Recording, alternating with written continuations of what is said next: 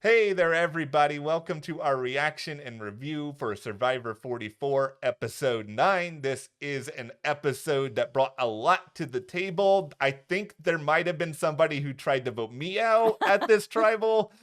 Listen, Kane. Oh my goodness. You put out this analogy, this D&D analogy where you're like, yeah, we all would work together, against a common enemy. You clearly haven't played with my group of people because that does not happen. They will kick you in a pit for a loaf of bread. It's true. Also, it's fun to be the dungeon master in our group because it's a situation you've always got one person who's kind of like messing around and not playing properly, and you want to kind of punish them for it at some point. Oh, it happens. Kane, we should all play D&D together. Here I am soliciting D&D invitations, but you know what? It'll help you with Survivor. It'll, get you that armor that you need to be able to get through this and not be like, we move into a common goal as a group. No, you're not. No. This was a very fun episode. There's going to be a lot to talk through. I've sort of changed my mind about 3 times since the episode ended as to what was the right move and all of it. But before we do get into that, hit that subscribe button. We are here every week talking Survivor. We are doing Succession, Yellow Jackets, Ted Lasso. There is so much great stuff happening at the channel. And also, be sure to follow us on Instagram, Matt and Jess TV. There's a lot of fun stuff over there from the weekend, and we don't want you guys to miss any of that. Okay, are you guys ready for a chaotic tribal council or a quiet? What are you in for? I think I'm exciting and chaos or quiet? I don't think it's quiet. I think this is going to be under the chaos. It was such a strange question for Jeff to ask. Be like, would you rather be in the crazy episode or would you rather be in the one where everything's going smoothly? I mean, let's be honest. Everybody wants to be in the one that's going smoothly, but nobody's going to actually say that in an episode because they know that the audience wants to have more chaos.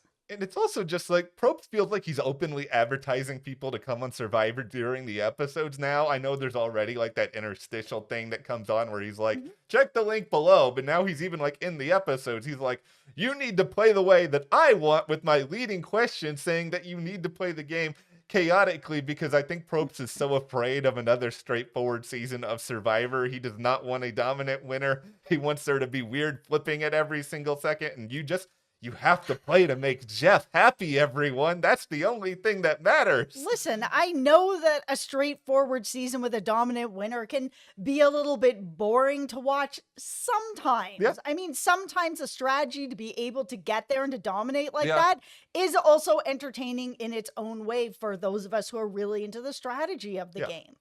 Do we have to revisit everything we were saying back in Winners at War about my massive Kim Spradlin support? I know. But okay, all right. Let's get into a really hot take here now that we're a few minutes in, because I'm taking the sword from Kane now that Kane is out of the game, and I am charging into the comment section. Oh my goodness! With this take, go. Okay. I am prepared for this. Okay, I have my hard hat. Okay, on. You're gonna need this. Go. I think this is the tribal council that cost Danny, Frannie, as much as I hate to say it, and Heidi the game, because I think they made a huge, colossal mistake in this tribal council. And in turn, I still want to believe in Frannie because I've coined her my winner pick, but I think this is the tribal council that's really going to cement this for Carolyn, if she is in the end, your girl Carolyn, because Frannie even brought this up back at camp, where she was just sort of like, these Tika people, they're kind of skating by. They're sort of being in the middle. Maybe we should. Danny, of course, is like, no. And it's good. Danny's the most stubborn person to match. It's no surprise that Danny would not listen to Frannie. He probably thinks he has some power over her at this point because of saving her with the immunity idol, all of that. This is why I have the sword out.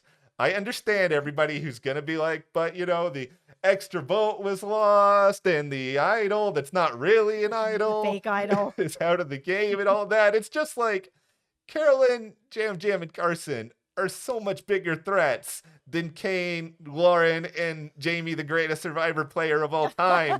They just are, and by allowing them to keep doing this, you are giving them the power in this game. No, I I agree. I think that you can't just let the middle three keep sort of balancing back and forth and be like, hey, these guys are having a knife fight. We'll just sit in the middle and supply some knives and, some band-aids for the end of it so that we'll still be sitting here. Because Carson kind of said it where he was like, we're kind of running this because we're just in the middle and nobody's really paying attention to us. They're just like, oh, we need your votes. Oh, we need your votes. Sure, cool. We'll hand out votes wherever because you guys aren't targeting us. He's right. Like they're in a really sweet spot, and not paying attention to them now that it was, 3-3-3, it should have just been a free for all at that point. It's not let them just kind of continue to ride the middle and get to the end. Yeah, and it's like I know that not everybody, well, nobody really knows about Carolyn's idol, and I get all of that, but why are you guys not thinking about social threats, social players? For those of you who are Ooh, big yeah. believers in the winner's edit, and I know not Mhm. everybody is anymore, they basically handed Carolyn in this episode a spatula, a pot. So like she was cooking with her whole personal story that was, I mean, good for her. It's inspirational and all of that. And I think in life you want to root for her. But if I'm out there in the game, I'm hearing everything that she has overcome and like how great of a person she is and all of that. And I'm just like, I don't want to sit next to you. Yeah, but it's also hard because her sharing that story connects with almost It's true. everybody. Everybody has either gone through it themselves or has a family member or a friend or somebody who's connected to them in life that has gone through the same struggle. So I think it's hard at that point to be like, oh man, that social game, it is 10 out of 10 with that, because then you're relating to her. Like I was watching, I'm like, yeah, I've had people in my family that have gone through that. Oh man, I'm really glad she's sharing that story. I feel even more connection. Oh man, she got me. Like that's pretty much what's happening. The only thing that I've said this throughout, and Yeah. I'm still saying it because she's still riding that same wave of I want everyone to underestimate me and just think I'm, Kooky Carolyn Yep. sort of thing. She's starting to get to that point of the game that she can't keep riding that wave the way she's riding it. She does have to have somebody take her a little bit seriously who's going to end up on the jury Yeah. to be able to kind of be someone that's going to be able to explain what's happened, unless she gives just like a 10 out of 10 speech where she's just, I did this, and I can prove it. It's going to be very hard for her. I've used the, Yeah. Example of Godfrey on Big Brother Canada. That happened to him where he was playing such a great game, but nobody knew it. He was kind of like playing the dum-dum. Oh, Yeah. ha ha ha sort of thing. By the time he got to the end, he couldn't explain and prove what he had done, and he lost. And I'm worried that Carolyn's going to get herself into the same spot. Carolyn, I know this game is not actively going on anymore, but Carolyn, you need to get rid of Jam Jam. And you need to get rid of him. Oh, his social game is so good. Yeah. He's just so fun and funny to be around, and he's so likable, and he is sneaky. You need to make that move, especially because he was the one in this episode being a lot like, I must avenge all of these votes that are against me. And he's, basically being his own version of Alan Rickman's character from Galaxy Quest. Yeah. And ultimately, though, as much as I love Galaxy Quest, you have to get rid of Jam Jam in this situation because you let him get what he wants this week. You sort of did this for him when it's not necessarily the move that you seem to want. You seem to have preferred getting Danny out at this point. And so with that, the jury is going to perceive that, oh, Jam Jam is sort of pulling the strings. And I'm sure Carolyn is probably sitting back and being like, at some point I can be like, boom, there goes my idol. Here is my move. No one knew about that. It's great theater, but you don't know if you're going to have that opportunity. Absolutely. And Jam Jam can use that as part of his speech when he gets to the end. And he's also survived tribal so many times to be able to be like, I got out of this. I got out of this. I found a way to get out of this. And I'm still here. I mean, these are all resume builders. I wouldn't want to sit at the end against him. Okay, I'm gonna go back now to the start of this episode because I want to pound my head against something for a little bit longer with this whole Danny and Heidi stuff that is going on here. So last week, I believe there was a big rant about how Heidi screwed things up mightily by walking around talking about Danny's idol. It was confirmed further in the opening minutes here when it was made very clear that these Tika people knew very well what was going to be happening, that Brandon was going to be going out regardless, and they voted with those Ratu people so that they could look like they were still with them a little while longer. So congratulations, Heidi. You played yourself, you allowed Danny to lose the idol, and at the same time, you allowed all of them to have cover, and I know that their cover is probably blown at this point after this episode anyway, but it was still a bad move. And Heidi, I know you found an idol. I do not have faith in your ability to play this idol correctly. No, she does have the idol. I mean, I don't know what it is about Heidi. I know that she's made some really questionable moves, but I just like her. And I think that that's part of why I root for people like Jam Jam and Carolyn and Heidi and even Jamie, oh no. Who's just such a character. It's just, there's something so fun and funny and relatable about them. Same with Heidi. I feel like Heidi's a very nice person, but she shouldn't win the game. I love that in Jamie's head when she was doing that extra vote thing, it technically wasn't even her extra vote. It was just this paranoia about this knowledge is power thing. Now Jamie's just like, watch this big move that I'm about to make. Congrats. I know. And it was so weird too. Like that whole, when she decided that she was going to give Kane her idol, her fake idol, she's like, no, but she's like, oh, I'm just gonna, I'll just give it to you now. Why are you giving it to him now? You could just as easily have played it on him at Tribal if you felt that that was what you needed to do, instead of scrambling around at Tribal, all of a sudden being like, maybe I need my idol back. It's just like, okay, well, why did you give it to him in the first place? You didn't need to do that. Probst, this is all your fault again for introducing all this nonsense and making these people question. But I still love Jamie. She's fantastic. She should never win. Such great TV. She should never win this game under any circumstances. No, she's not going to win. If she wins, though, I will die laughing. It will be a very, very funny finale video. See, the Heidi edit to me is also one of the funniest things ever, because we have like this whole 3-minute montage in this of Danny just out there being like, I gotta do this. I'm gonna work harder than anybody out here. You've got Kane. You're doing what you mentioned earlier with his Dungeons and Dragons analogies. And then just all of a sudden, Heidi just pops up out of nowhere. And it's just like, I found an idol. Where were you earlier, Heidi? Were you looking? I'm sure she was looking all day, but they made it look like she just grabbed it out of the first tree she saw. I was really surprised that they decided not to go after Danny, honestly. Yeah, I am too. He is, now that Brandon's sitting on jury, he's like the last really big physical threat outside of Frannie, who obviously won immunity, and that's not somebody that they were going to be able to go after. I feel like she's put a much bigger target on herself now that she's won both of these comps, and they were pretty difficult comps. So, I mean, I wouldn't want to sit at the end with her either. Not that comps are the only thing that gets you the win. That's not the case, but just the same, she's also very likable. So, and Matt's on the jury, and guess who he's going to vote for? It's going to be Frannie. So I don't want to sit there and already know I have a vote that I'm not going to get.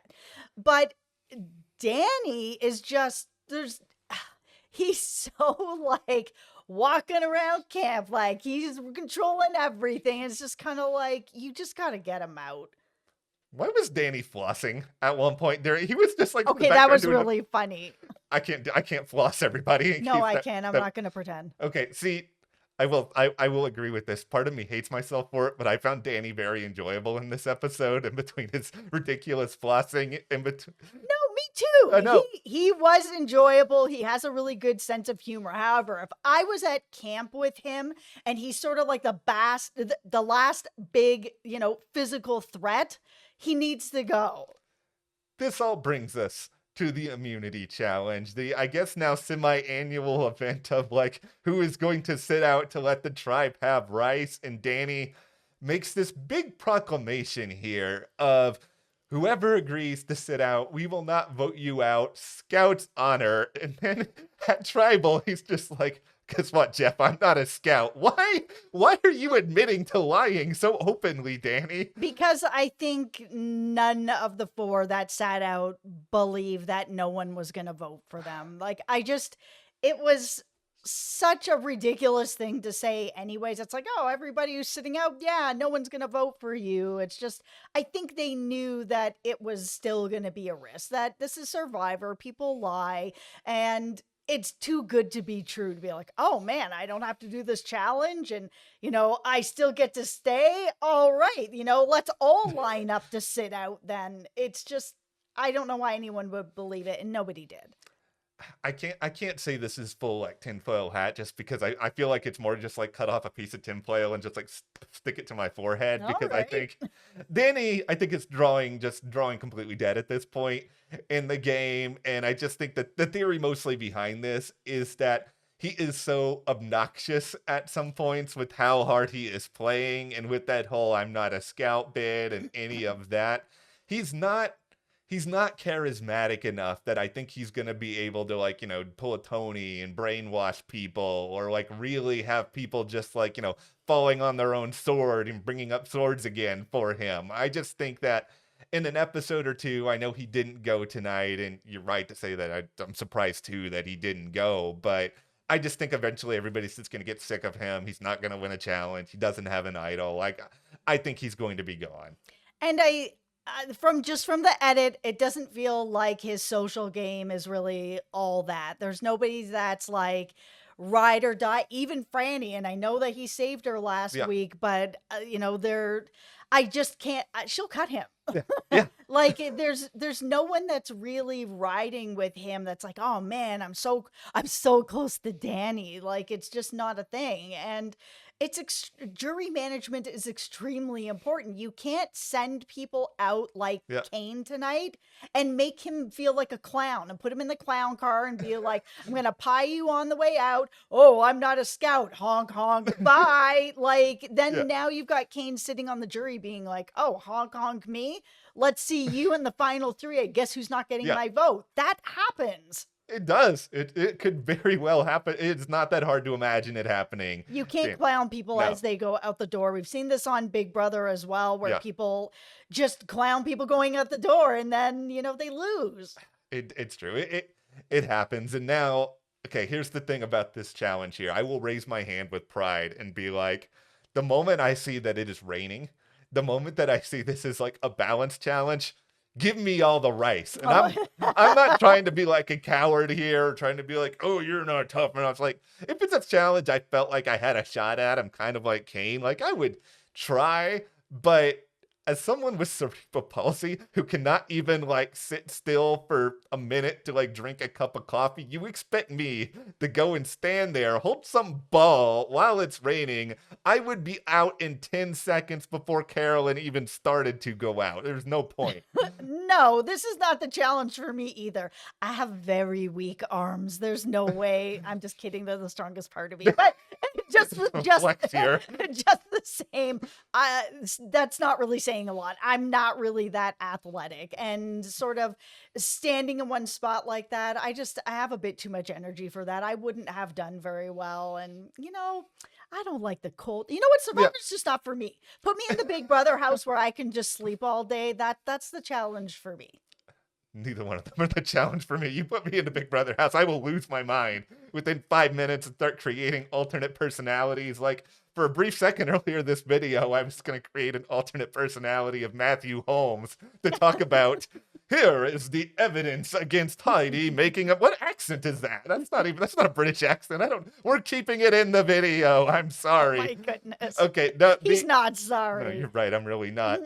Okay, here's the biggest disappointment I have in this whole episode, and I do really like this episode. Yeah.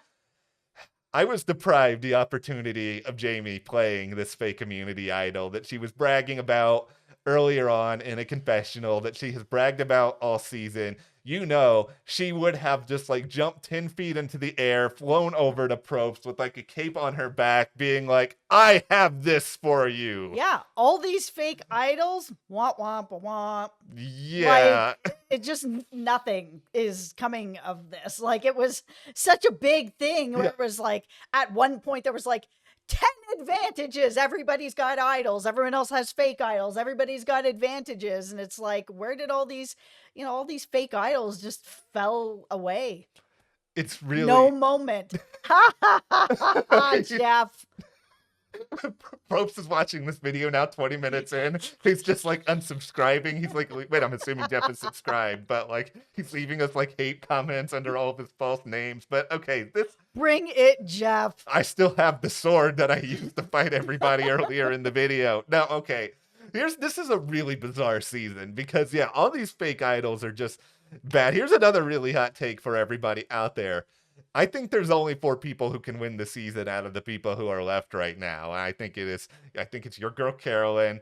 I think Jam Jam's got a shot. Yep. I'm not giving up on my pick Frannie here as of yet. She has a shot. I mean, I will say this, Survivor editing, she could say anything in the world at Tribal and they would cut over to Matt just like smiling. She could walk in there and be like, I am now a pirate now, Jeff. And then Matt would be sitting there being like, ow. I know. Love is a powerful thing. I'm just saying, but no, and I think Carson still has like an outside chance. I don't feel as good about him as the other 3, but I think he's still kind of in the running. Yeah, I mean, he's an interesting character and he's been fun to watch, but I mean, as far as resume building, there's not a lot that's really happening with him at this point. And I know you guys are going to come for me in the comments because everybody really loves Carson and I like him too. Yeah. But compared to what some of the other people have done sort of strategy wise, social wise, or even competition wise, Carson's just not there yet, but there's still lots of game to play. So, I mean, don't count them out. I feel bad for Lauren. We've barely mentioned her this whole video. Her whole story this season is about her having this extra vote. She didn't even get to play. Jamie wasted instead. Now she doesn't have that. Now you're laughing again. Now she doesn't have a story anymore. And now she's probably going to be voted out at some point before the finale. I'm sorry, Lauren. You could have been something. It's just really crazy how all of these, who I'm laughing at is Jeff. Like, it's the same thing. It's like where all these advantages and fake idols and whatever, they're all like either just disappearing or like completely useless. You're having a lot of fun in this video. You told you're maniacal laughing at Jeff. Okay, all right. It's just, we've said this a bunch throughout all the seasons we have covered Survivor. We're not huge fans of so many advantages and idols and fake idols and where you have to like keep a list of who has what. Like it shouldn't be like that. And especially with this cast is good. And there are people there that are there to play and they're playing well. They don't need any of this stuff. Clearly they don't. All of these advantages and everything are all just getting wasted or thrown away. And Kane's walking out with a fake idol in a sock. I mean, like, they just don't matter. All right. Well, now that we have given Jeff his proper amount of criticism for all of his nonsense, let's hope for a great ending of this season. We got to go. We have a D&D campaign with Kane that we're got to jump into, but we got to teach him how to kick someone in a pit for a loaf of bread. You will do that. All right, Kane. I know that you will because I've watched it. For the education. Okay. Now, all right. Hit that subscribe button. Thank you guys for hanging out with us. We'll see you here next time.